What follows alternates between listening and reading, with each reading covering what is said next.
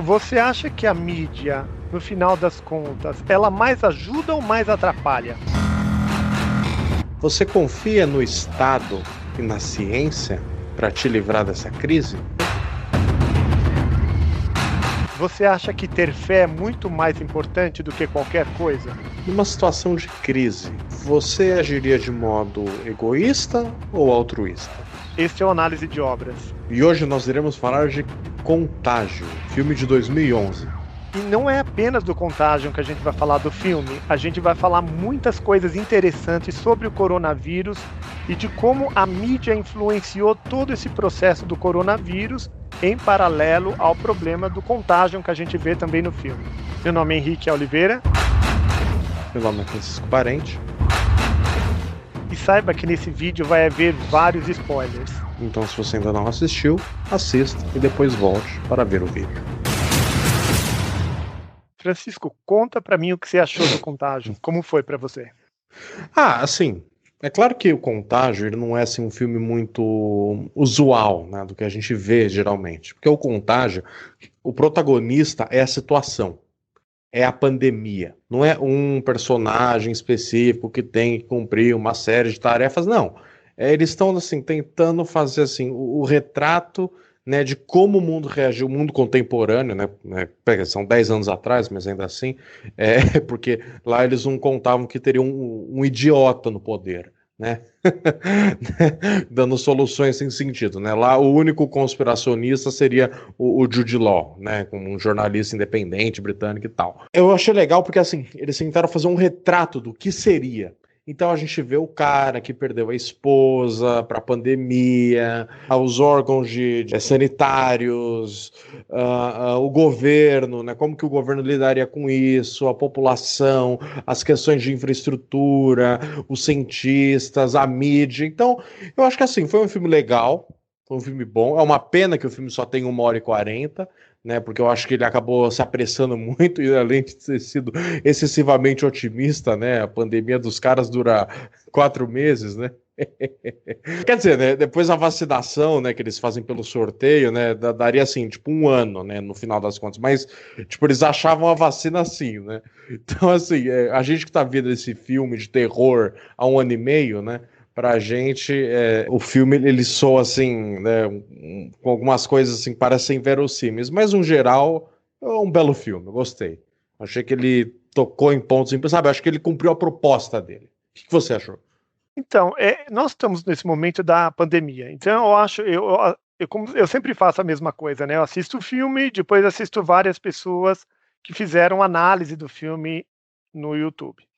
E aí eu vejo que muitas análises foram feitas agora, há pouco tempo, por conta do nosso próprio coronavírus. E aí eu vejo que o pessoal tenta fazer um paralelo entre o que aconteceu nesse filme, que é um filme que tenta antecipar todo esse monte de coisa que a gente está vivendo agora, e tenta fazer uma análise o quão real ele é e o quão acertado ele foi. E aí eu acho que ele foi muito acertado, porque ele mostra alguns pontos que eu acho que são chave, sabe? Por exemplo, a necessidade de arrumar, de encontrar um remédio de saída. As pessoas começam a ficar desesperadas e as pessoas começam a acreditar em qualquer coisa, e precisa se agarrar em alguma coisa. Então é curioso a figura do Jude Law, que é o que você falou agora, que ele é um jornalista que começa a falar que existe um remédio que cura, e repete, repete, mistura. É interessante porque quem proseia e conta histórias, etc e tal, um pouco de verdade a pessoa sempre conta, mas um pouco de invenção a pessoa também junta na história. E aí fica difícil para quem está desesperado distinguir o que é verdade e o que é invenção. E a pessoa vai comprando o pacote conjunto. E aí eu vejo aí a história dos vários remédios que apareceram no nosso coronavírus. Uma hora era para tomar um, depois era para tomar outro, depois não era mais para tomar, e aí fica aquela polêmica na televisão, as pessoas despendem um tempo e uma energia absurda atrás disso. O que você acha? Que toda vez que aparecer uma pandemia vai ter essa circunstância de aparecer essa figura controversa que vai ficar bombardeando nomes de remédio e todo mundo correndo atrás? Então, eu acho que assim, interessante porque a gente vive num mundo muito midiático. E assim, muitas pessoas se aproveitam de várias situações para ganhar em cima disso, né? Não só com relação à pandemia, mas no geral, entendeu? Por exemplo, quando tem alguma crise política, algum escândalo na mídia, aparecem várias figuras tentando ali brigar pelo seu lugar ao sol, né? Ou pelo seu lugar nos holofotes, entendeu? E assim, eu acho que na pandemia não é diferente, né? Então, assim como também cientistas, né? Né, o Ludlow ele aparece como um cara assim meio negacionista, mas assim, eu lembro que no começo da pandemia tiveram professores assim de universidades, médicos, né? Até bem gabaritados que estavam defendendo métodos que até então eram arriscados, né? Tipo a coisa da cloroquina, né? Uhum. Eu lembro, daí ia na televisão e falava, então assim, você vê que o pessoal tava tentando se aproveitar disso para tentar subir, Uhum. entendeu? Então eu acho que assim, não é nada de novo sob o sol, sabe? Eu acho que sempre vai ter em situações de crise pessoas que vão vir com as mais diversas soluções, né?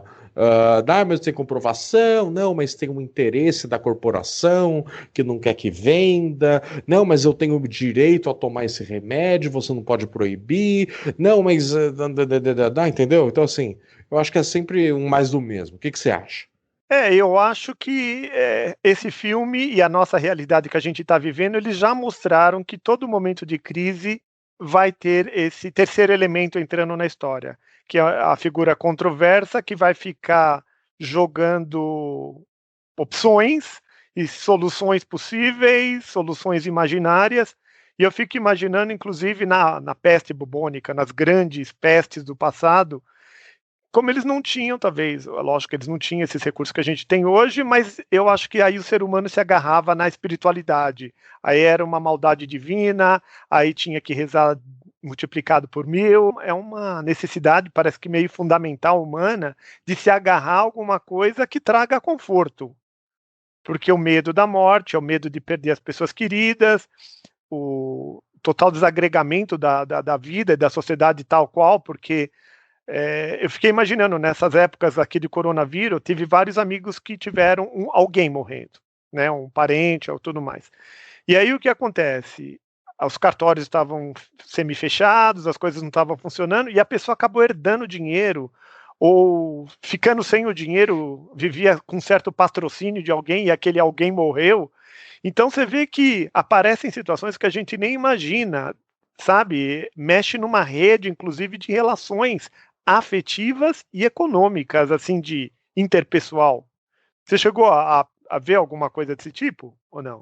Porque isso é uma coisa que eu não vi ninguém discutindo, mas que eu vi que, né, na minha vida mesmo, por exemplo, a gente tem uma relação de afeto e de ligação econômica de um certo modelo. De repente, se algumas pessoas morressem na minha família, ia desestruturar totalmente o circo, sabe? Existe um circo montado. Sim, sim. Eu não vi diretamente, né? Eu também, assim, as pessoas que morreram sempre foram terceiros, né? Não Uhum. foi ninguém próximo a mim, mas não é à toa que tem toda essa briga, né? Pelo tal do auxílio emergencial. Que é interessante que no filme eles não pensaram nisso, né? Tanto No, que. no filme, as pessoas ficaram em casa, não podiam trabalhar, mas lá estava numa situação muito mais crítica que a nossa, né? As É, pessoas estavam entrando no supermercado e arregaçando. Você sabe quando começou essa história do coronavírus? Eu achei que era possível acontecer aquilo, sabe? De virar balbúrdia total e a pessoa virar quebra-quebra e eu, né? Então eu mesmo fui no mercado, fiz uma puta de uma despesa absurda de enlatado. Meu apartamento aqui é pequeno, eu lotei de coisas assim, que eu tô com coisa assim até agora. Lata de ervilha, lata de milho, de, sei lá, seletas e etc. Mas o caso deles foi muito mais grave, né? Porque teve quebra-quebra, teve gente matando o outro, entrando na casa para roubar, para tirar, seja lá o que tinha. E você chegou a ter esse medo ou não? eu lembro que no começo, né, começou a faltar recursos, mas era de coisas ligadas à saúde, álcool em gel, máscara, né? Que as pessoas iam na farmácia, compravam um monte para estocar, lembra? Que não tinha, que não dava para achar onde que vendia máscara, onde é que vendia álcool em gel, né? Eu lembro que nesse sentido foi bem desesperador, mas assim, é porque, assim, claro que agora a gente já tá vacinando, mas é um medo que eu ainda tenho, né? Porque já tá tendo campanhas à mídia, né? contra a fome, que é um assunto muito grave, né? Que tá crescendo, porque o auxílio emergencial que o governo está dando é muito pouco, né? Já era pouco e agora continua pouco. E a crise econômica ela está aumentando. Então, eu acho que ainda pode acontecer, né? Esses saques assim, né? Eu também não duvido que, não vi nada na mídia, mas que assalto de carga de caminhão também deve ter aumentado. Eu imagino, pelo menos, né? Ah, Porque, sabe, assim, esses caras. Porque, assim, eu lembro que antes da pandemia, eu lembro que eu tinha visto entrevista de alguns policiais falando que, assim, parece que o comércio de droga não estava tão em alta. Que o que estava em alta era roubar carga de caminhão para abastecer pequenos comércios de regiões periféricas, né? Porque eles venderiam tudo com um preço muito mais acessível. Então, eu imagino que talvez isso tenha crescido, né? Na pandemia. Mas, claro, só uma suposição. Que também é um modo de saquear, só que assim, né? só que não chega numa coisa de terror, né? É, Como The Walking Dead. Porque eu acredito que depois de um quebra-quebra, de um problema danado, a próxima fase é meio que você tem que sair na rua ou fugir da sua região onde você mora e começar a virar Walking Dead mesmo. Você tem que se tribalizar e você tem que se defender, porque daí vira um homem contra o outro. Né? Esse eu acho que é um dos grandes temores que esses filmes de ficção, inclusive, eles ficam batendo. E ali, eu acho que chegou na beira disso no filme, né? No Contagion, acho que chegou na beira, quando o cara vê que tem tiro na casa do vizinho dele da frente, e aí ele também não sai dentro da casa dele, o que ele vai fazer? Ele não faz nada, e depois mostra uma outra cena, ele no dia seguinte, ele mesmo entrando lá dentro da casa, lá, ele encontra um rifle, e não é uma pega pra coisa. ele. Ele Né? E pega pega para pra... ele, porque peraí, até os super pacíficos que não mataria nenhuma formiga, é melhor ter uma arma. Você vê, a questão da arma também muda totalmente, porque É. uma das questões é se armar, né? E ali eu acho que se começa um quebra-quebra, você não se armaria? Ou, no mínimo, né? Até de faca acho que ia valer, Ou, sabe? na situação. Eu só achei um pouco forçado do filme que a esposa do tipo ministro da saúde do governo não tem segurança na casa dela e três pé rapado com máscara e luva invade a casa dela e já, né, bota o terror, cadê a vacina, tal. Eu falo, pô, mas ela é casada com o cara do governo, né? Tipo, não era pra ele ter segurança na casa dele, nesse caos, né? Só achei que ficou um pouco forçado. Mas Mas imagina, numa situação que está meio perdida, talvez. Acho que ninguém mais tem segurança. Talvez o presidente da República, alguém assim muito poderoso. aquele Mas os general, né? intermediários, talvez não sei se é garantia que a pessoa começa a ter segurança para ela e para a família dela. É, é verdade. E os dos heróis? Porque tem os heróis também, a infectologista que vai lá fazer experiência de campo e acaba se infectando e morre, a outra lá que acaba descobrindo a vacina e testa nela mesmo. Então, mesmo na nossa história aqui do coronavírus, é que eu não sei, eu não sou uma pessoa muito midiática que fica me informando muito das coisas, mas essas pessoas provavelmente elas passam despercebidas, mas elas estão malhando lá por trás, né, para encontrar a solução. Quem encontrou essas vacinas, por exemplo, quem fez isso daí? Ou não? O que você acha? Não, acho que sim, eu acho que sim. Eu acho que tem um heroísmo, né? Tanto que quando ela testa a vacina nela, ela fala pro pai dela, né? Você me contou a história do tal cientista que testou nele mesmo a vacina, ele ganhou um Nobel e tal. Então, tipo assim, é uma ideia de, assim, de continuidade, sabe? A gente já passou por isso antes, a gente precisa de pessoas, né, com essa coragem de dar a cara a tapa para ver se é ou se não é, entendeu? Né, e de certo modo, assim, a vacina ela ia funcionar no macaco também, né? Mas assim, ela adianta, né? Ela acelera isso para salvar mais vidas, né? Então eu acho que assim, esse heroísmo ele sempre vai existir em momentos críticos, assim como também vai existir o pessoal que só vai atrapalhar tudo isso, né? Vai ficar colocando Não, que vai pedras no atrapalhar. caminho. Mas eu vejo que o pessoal que acaba atrapalhando talvez não seja tão intencional Eles assim. querem ajudar, né? É que na confusão você começa a ficar, é que nem a multidão, quando dá aquela estouro da boiada, o pessoal sai correndo e pisoteia em cima do outro sem dó nem piedade. Não são mais criaturas racionais, mas aí realmente é bando tentando salvar sua própria pele. Agora, outra coisa que eu gostaria de falar é um pouco do Harari. O Harari, ele fala que aquela história que a gente conversou já outro dia, a questão que a fome não é uma questão real, é uma questão política.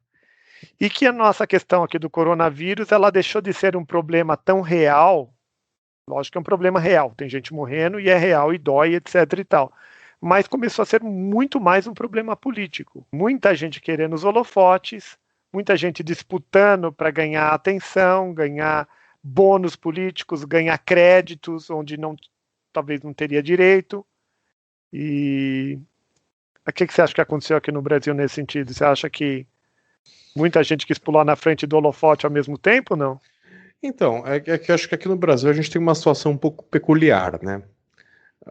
Porque o negacionismo, né, ele não está na periferia, né? Assim, ele não é periférico ao mundo da mídia. Como o jornalista que tem o blog dele, fala que tal remédio funciona e tal. Ele está no centro, está na cúpula do poder. Né? E aí vem outras pessoas com discurso tentando se alinhar mais ao que a OMS pregaria. Mas, ao mesmo tempo, é mais complicado ainda, porque tirando essa disputa de poder entre um negacionismo e alguém que está tentando fazer o que até então é o que a ciência demanda, nós somos um país com uma enorme desigualdade social, né? E aí entra aquela questão.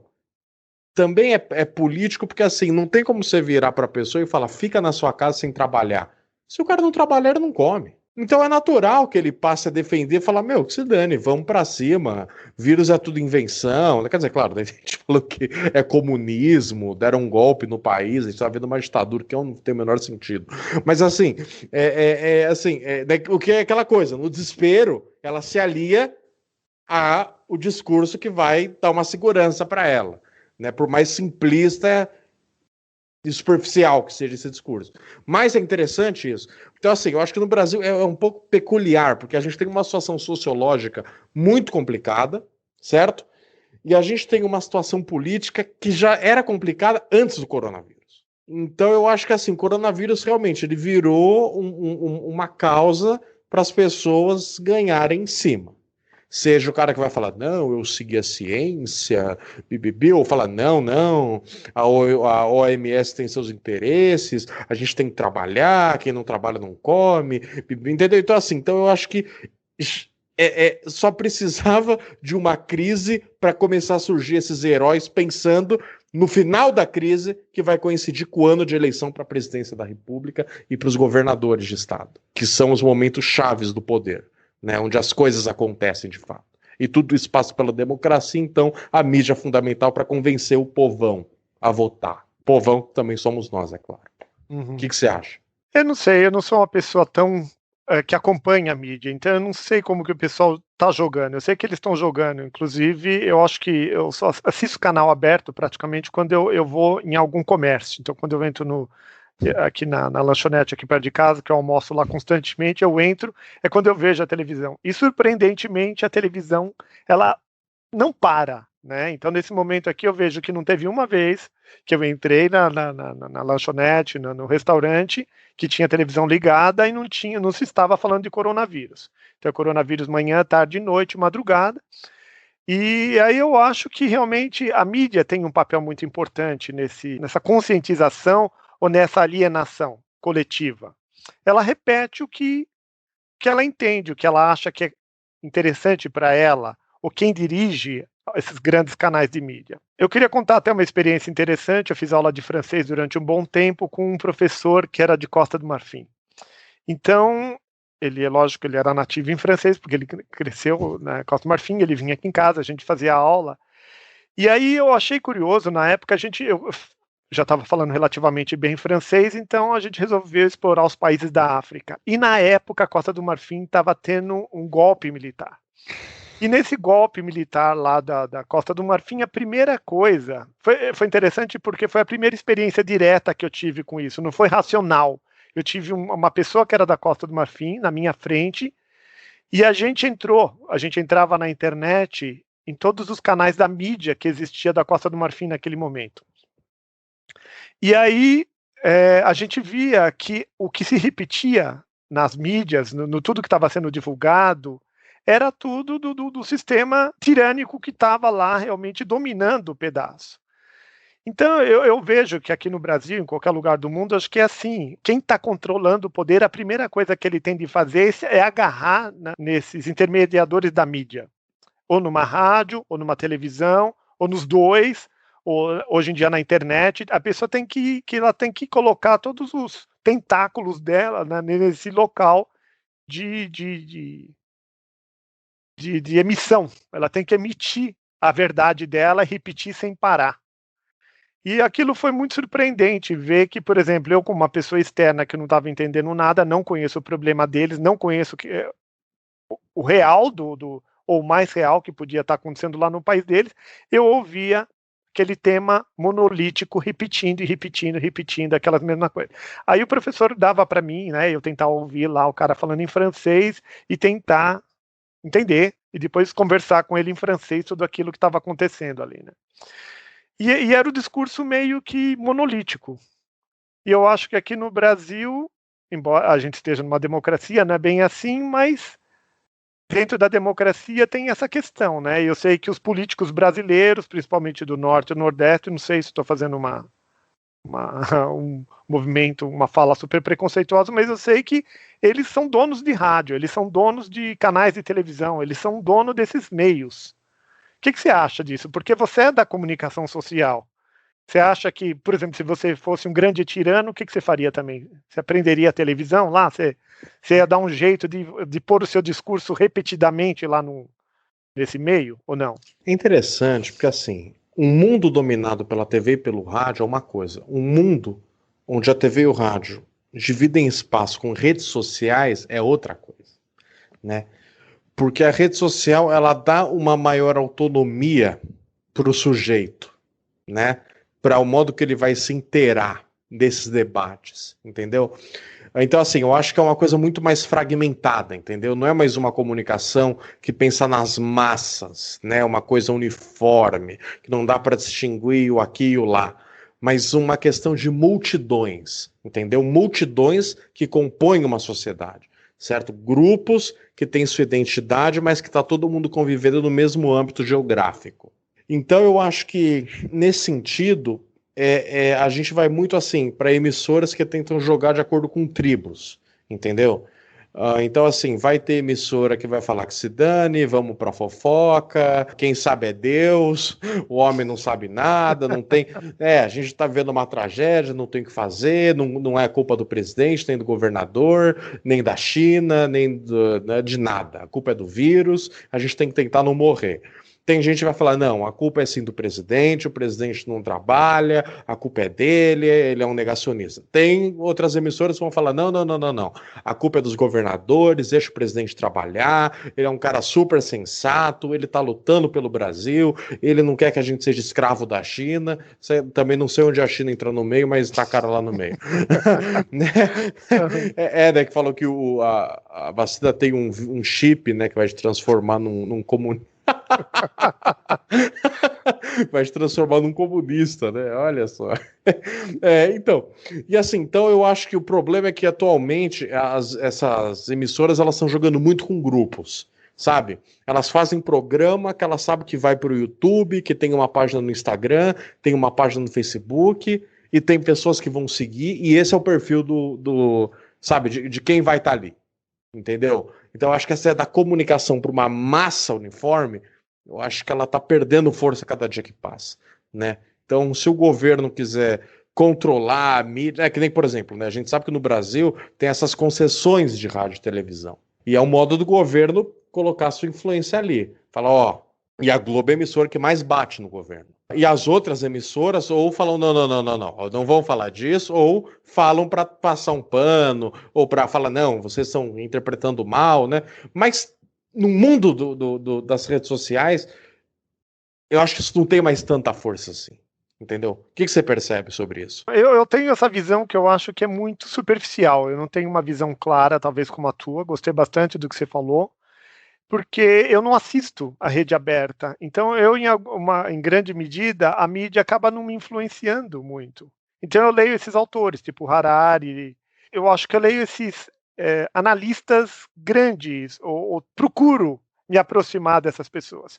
E eu achei curioso também, uma vez, uma fala do próprio Harari, ele dizendo assim, olha, eu não assisto mídia, eu não assisto rádio aberta, TV aberta, e eu não tenho celular, eu não tenho smartphone. Ele sempre se vangloria que os assistentes dele têm, e quando precisa de alguma coisa, comunicam ele. E que ele não tem. Então, que ele lê os grandes autores e que ele lê das grandes sínteses.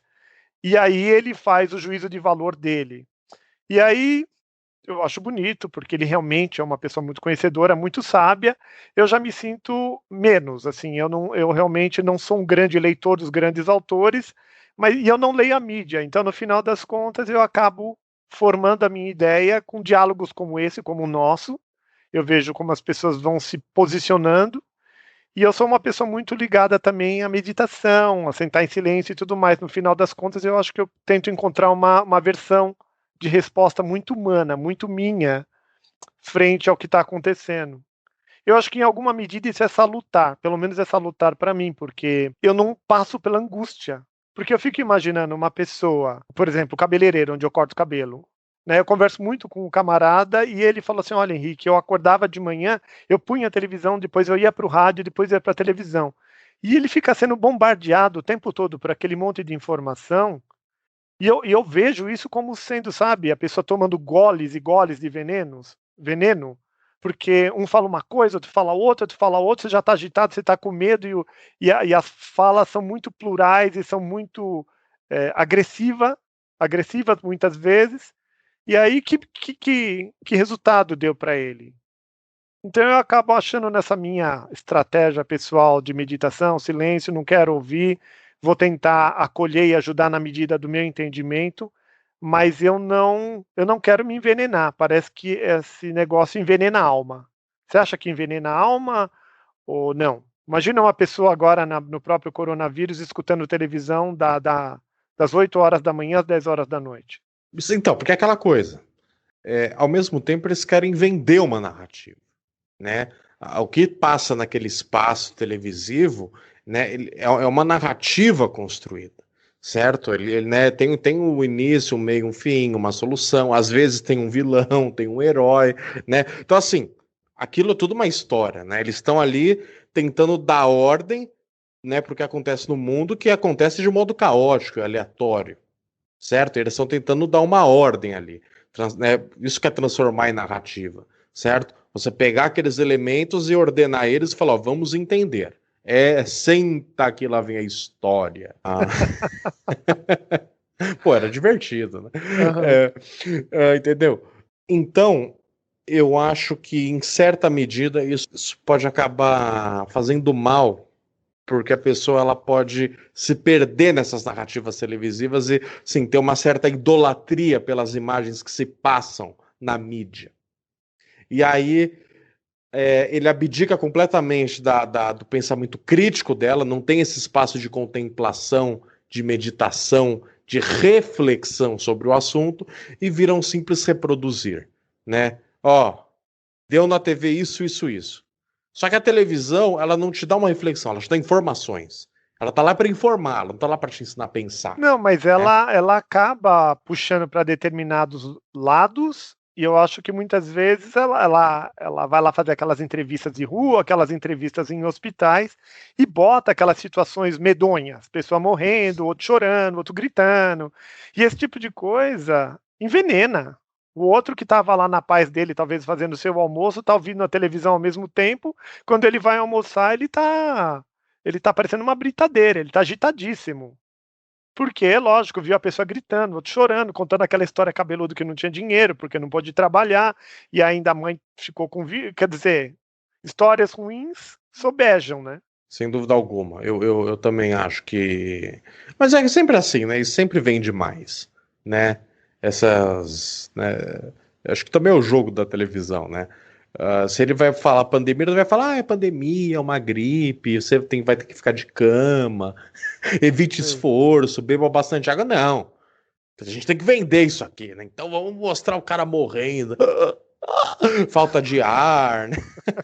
Falta de ar, e a fila, e acabou o oxigênio no hospital, e os médicos estão em depressão, e tá todo mundo nervoso, e tá acabando o recurso. Então, eu acho que é um jeito de falar assim, cara, que você vai ver o que é o horror, a realidade do horror, sabe? Para vender uma boa notícia. Imagina, você vai lá, pega a câmera, junta a equipe, vai até o hospital, e aí? Não, tá tudo ótimo. Como assim? Não, todo mundo Não, tá se recuperando, tá uma beleza. não, é a tua opinião, porque a gente tem analisado filmes, e os filmes nada mais são do que uma mimese da realidade humana. E na realidade humana sempre tem a saga do herói e sempre tem aqueles super dramas, né? Porque o herói nunca vence de primeira. Ele tem que sofrer, ele tem que ser alimentado de problema. Então, por exemplo, um camarada que é um bom escritor, ele provavelmente tem que ser um bom colocador de problemas. Ele tem de encadear o problema, tem uma hora dar uma aliviadinha, mas ele volta para o problema. Você acredita que é preciso isso? Que talvez a gente tem falado também ao longo dos tempos dessa questão que o sistema ele diz, tem um sistema maior, parece que nós, como indivíduos, que ele acaba ganhando uma vida própria e eles acabam sendo o discurso que alimentam todos os sistemas, inclusive a pessoa que está lá no alto. A pessoa que está lá no alto, ela não está falando de voz própria, ela está simplesmente repetindo esse sistema. Então, a minha ideia aqui, que eu estou querendo talvez fazer uma viajada grande, talvez o homem precisa talvez da dramalheira, ele precisa ver, estou morrendo, ele precisa talvez disso e pôr na televisão, e ele precisa talvez sofrer, e aí o sistema todo abarca isso e fica repetindo, porque a televisão está fazendo isso já há muito tempo, desde que ela apareceu. O que você acha? Que existe esse sistema maior? Que ganha uma vida própria e tudo mais, porque uma vez eu vi um camarada lá do Vale do Silício falando isso, ele falou, olha, a internet começou com um computador 10 milhares, e de repente agora a sua opinião não importa mais, nem a minha, nem a do outro, já tem uma, uma rede que ganhou vida própria, e é um ente, ele é um ente. Então eu estou começando a pensar muito nisso, a sociedade nossa como sendo um ente, que diz, que precisa inclusive de drama, de sofrimento, de heróis e de bandidos. Talvez seja a parte da maturidade do nosso momento histórico. A gente precisa disso. O que você acha? Eu acho que a gente sempre precisou disso, né? Dessa dramatização da vida. É o modo que a gente encontra de pensar sobre as coisas. É organizar elas numa história, entendeu? Né? Tanto que, por exemplo, assim, ninguém nunca viu o vírus, não dá para ver o vírus. O vírus, entendeu? E a gente criou uma imagem para o vírus, né? Essa bola verde com um monte de pino, roxo ou vermelho.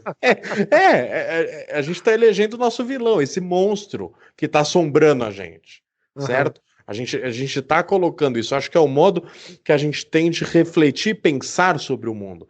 Porque eu estava vendo umas pessoas falando que é interessante que é o seguinte: antes de surgir a filosofia no Ocidente, surgiu a poesia, que é a narrativa do mundo.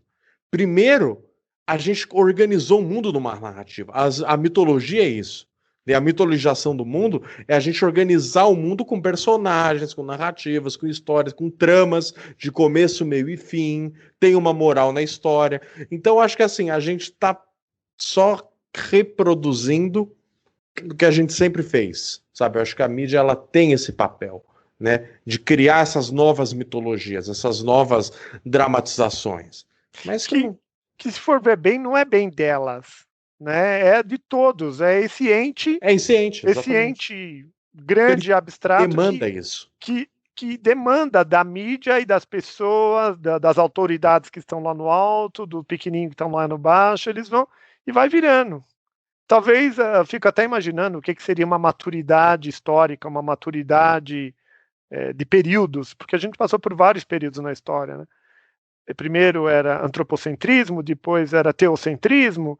Então, eu fico imaginando quanto tempo que a gente precisa ficar cozinhando num caldeirão de ideias, de narrativas e de comportamental para conseguir passar para o próximo. Porque agora a ideia é que a gente vai passar por uma mudança de uma singularidade. Inclusive, o nosso recorte aqui de bate-papo é a singularidade tecnológica, que vai ter um momento que esse discurso vai mudar para outra coisa, né? Aquela ideia de dataísmo, né? Vai sair de uma coisa, o grande centro do altar vai para outro lugar. Vai ser um iPhone. Assim. Daqui a pouco ele diz assim, eu sou do iPhone, eu sou Samsung. Não, mas isso daí já tem, né? Já tem, né? Eu pedi para um amigo meu lá, ele ia para os Estados Unidos, eu falei, você pode comprar? Ele falou, eu posso, mas você sabe que eu sou do Android, eu sou do... já tem aí as tribos, né? Já é verdade. Eles só vão ficar mais fortes. Ou senão vai passar a bola para algum outro grandão, fortão que apareça aí na história. Né? E aí, o que você achou daquela milícia chinesa que sequestra a cientista lá para cuidar do viralejo dele, né? Que tem 100 pessoas. Daí o cara vende um monte de placebo para ele nem confere direito. Já volta lá pra vila. Daí a mulher descobre que era tudo placebo, ela volta porque ela quer cuidar dos caras e tal. Eu gostei disso daí, porque parece que uma pessoa que está ligada à medicina, à saúde, esse tipo de coisa, em grande parte ela tem um querer salvar, um querer ajudar, tudo mais.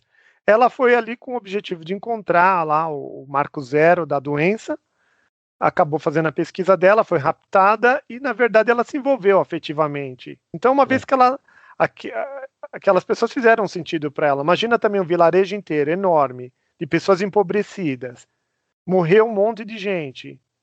Eles são maus? Eles não são maus, eles estão aí na vida e estão, inclusive, padecendo mais do que os outros, porque quem tem dinheiro e quem tem condições sempre consegue dar um jeito melhor na vida. E aí ela foi lá, viu as crianças, tudo mais, mesmo na situação de raptada, ela se envolveu. E é lógico, no primeiro momento que ela viu que era um engodo, ela voltou correndo para falar, bom, peraí, porque o que acontece? Se aquelas crianças tomassem a vacina, placebo, elas poderiam tentar ir para a rua, ir para os outros lugares, e morreriam ainda mais facilmente. Seria um ato, inclusive, de insensibilidade. Né? E o que você achou? Não, achei, como você falou, achei bonitinho, assim, a volta dela, né? Que não é só se salvar, é salvar o outro também, né? Porque o filme ele trabalha muito com esses dois polos, né?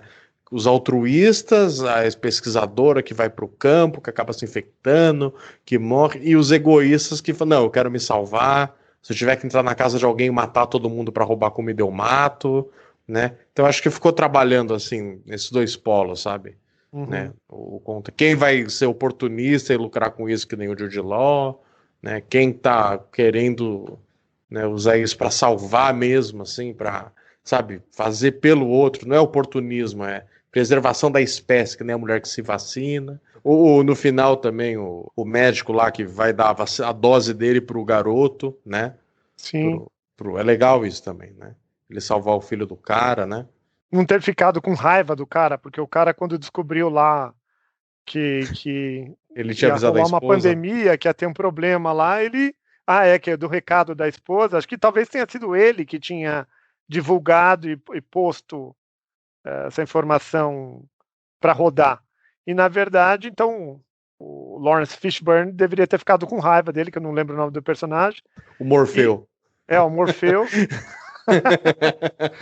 E aí, tudo bem. E aí ele teve ainda esse ato de generosidade. Então, é o que você falou, teve vários momentos nesse filme que eles estão fazendo isso, né? Ato de generosidade, ato de egoísmo. Ato de generosidade e de egoísmo. E no começo do filme ele dá uma esnobada nesse faxineiro, né? Fala, pô, o meu filho e tal. Ele, eu não sei, eu não sou esse tipo de médico, a gente vai achar alguém, né? Uma Mas você coisa achou assim. esnobado? Eu achei até que ele foi assim, mãe, eu não sou esse tipo de médico, realmente eu não sei. Mas vamos tentar procurar alguém que seja. Mas ficou meio por essa, não ficou, tipo, depois ele voltou lá, eu achei aqui alguém, ficou meio, tipo, a gente se fala. Me liga, hein? Me liga. Opa! Bom, pessoal, espero que vocês tenham gostado do nosso bate-papo. Hoje a conversa foi não só do filme, a gente realmente passou por vários lugares. Foi uma conversa muito rica. Não esqueça de deixar seu comentário para a gente saber o que você achou, deixar o seu like, compartilhar nas redes para que outras pessoas tenham acesso e até a próxima. Até a próxima. Tchau.